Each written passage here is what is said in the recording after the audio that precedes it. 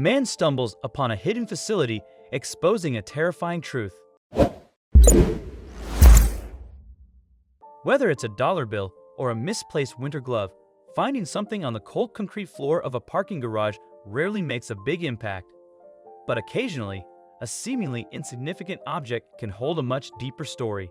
Just ask Garrick Graph, a historian and political author. When a colleague handed Graph an item they found on the floor of a parking garage, he didn't think much of it at first, but upon closer inspection, his journalistic instincts kicked in. What began as a simple curiosity turned into a life-altering, multi-year investigation into some of America's most tightly held secrets. Graph, known for his coverage of major issues like the War on Terror and the 2008 U.S. presidential election, found his most startling discovery starting with this small, mysterious object, a government ID from someone in the intelligence community. "He gave it to me since I write about that subject," Graph recalled. "I figured you could return this to its owner," he said. The friend had stumbled upon the ID in a parking garage, but something caught Graph's eye immediately.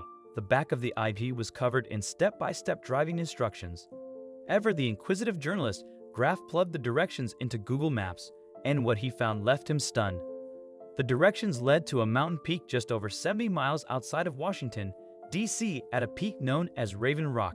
The road ended at the face of the mountain, and then nothing. "You can see very clearly these big concrete bunker doors," Graph recalled.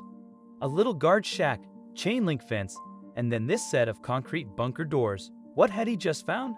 It was a facility he had never heard of and wasn't on any map. His inner historian and journalist instincts kicked in immediately, and he started researching what he had discovered. Unbeknownst to him, Graph had stumbled upon Raven Rock Mountain Complex, also known as Site R. To put it bluntly, he had found a nuclear fallout shelter.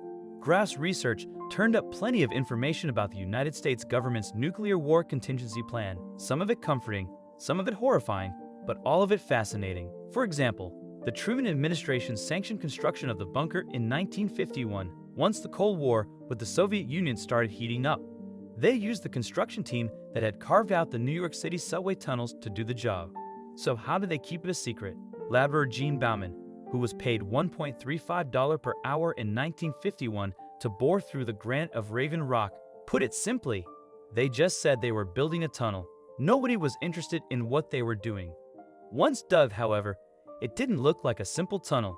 In his interview with NPR, Graph described the Raven Rock complex as a freestanding city built inside of a mountain intended to be a backup Pentagon. Site R boasted two 34-ton blast doors capable of withstanding nuclear bomb blasts. Beyond the blast doors, inside the heart of the rock, 100,000 square feet of office space provided all the room military officials would need to operate. Infirmaries, cafeterias, and utility areas allowed for up to 1,400 of America's VIPs to live somewhat comfortably, with a catch. With the president, cabinet officials, and military personnel inhabiting the bunker, there was no room for spouses. This led to a famous exchange between Supreme Court Justice Earl Warren and another official. Handed an ID badge for access to Raven Rock, Justice Warren realized there wasn't one for his wife. When told she wouldn't be allowed in, the justice handed back the ID and said, "You'll have room for one more important official."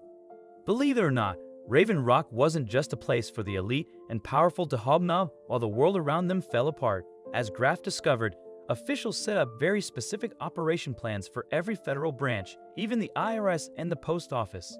Yes, even in the case of nuclear destruction, the government wasn't going to let people off the tax hook easily. The IRS had a post-bomb plan covering how to appropriately tax damaged or vaporized property. And where would people get money to pay taxes in an apocalyptic society? Uncle Sam had a plan for that too. Officials stashed away publicly scorned $2 bills in another bomb shelter to redistribute as currency.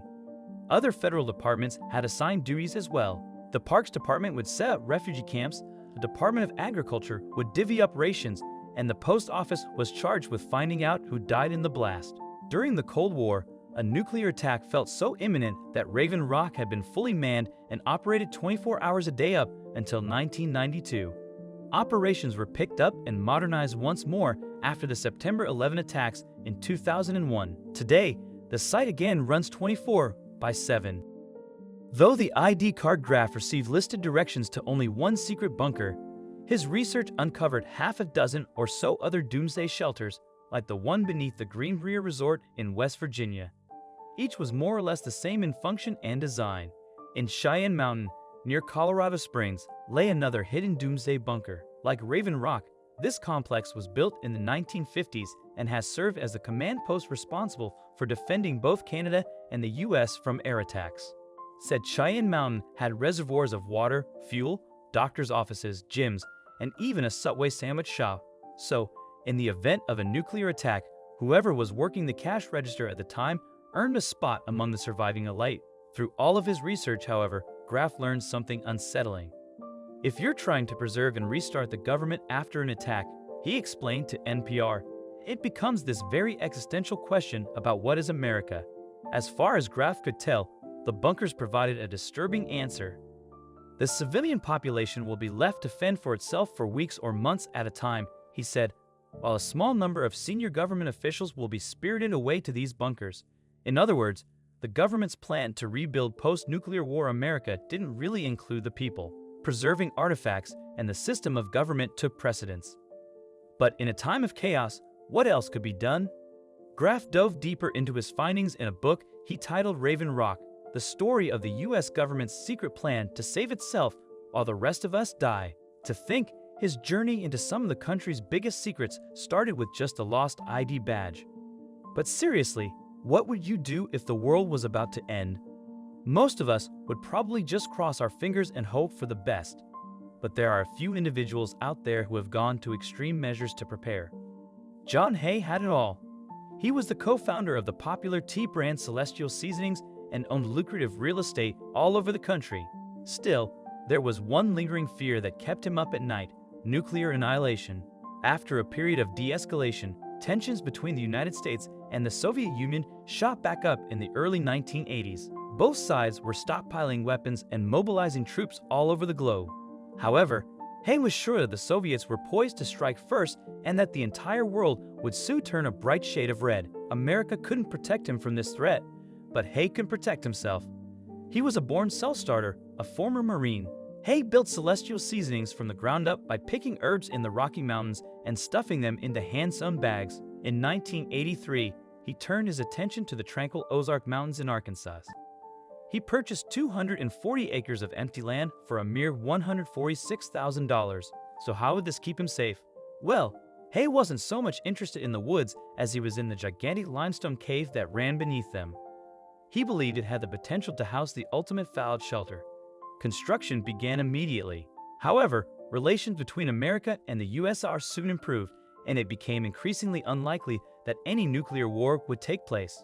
What could he do with his half-built bunker? Haye, a shrewd businessman as always, knew how to adapt under changing circumstances. Maybe his underground abode could be used not just for survival, but also for recreation. He drew up a new plan. After a few more years of intense construction and furnishing, the Beckham Creek Cave Lodge was born. What was once a bomb shelter was now a subterranean high-end hotel. Haye naturally felt quite pleased with this transformation. "I didn't want to come through the war like Tina Turner in Mad Max," he said, "so I created Tinseltown." Staying in one of the 4 bedrooms at the Cave Lodge costs up to $1,600 per night. While it's a hefty price, like the mountains around it, many think it's worth it. Every morning, you can enjoy a hot shower to wash away your worries. Yes, even in a cave, you can stay clean. Guests can unwind with a movie on the 75-inch LED TV set right into the limestone walls. Thanks to the lodge's thermal heating, you'll stay warm and cozy, even during winter. When hunger strikes, head to the modern kitchen for a fancy meal and good company. Unlike most bomb shelters, this cave retreat offers much more than just canned food. And there's plenty to do outside too. You can explore the trails of the Ozarks and, if you're lucky, spot some of the region's beautiful wildlife. The cave itself keeps some of its natural charm, with stalactites hanging from the ceiling and a waterfall inside. Plus, if there's ever a threat, the cave can be sealed off securely with concrete blocks. The lodge even has a helipad, perfect for those rare times when you need to fly in by helicopter. If you've ever dreamed of owning this unique cave retreat, now's your chance. It's up for sale for $2.75 million. One lucky buyer can turn the Beckham Creek Cave Lodge into their own secluded getaway. Imagine yourself by the fire on the front deck with no one else around for miles. You could sip herbal tea and appreciate the fact that John Haye's vision created such a one-of-a-kind place.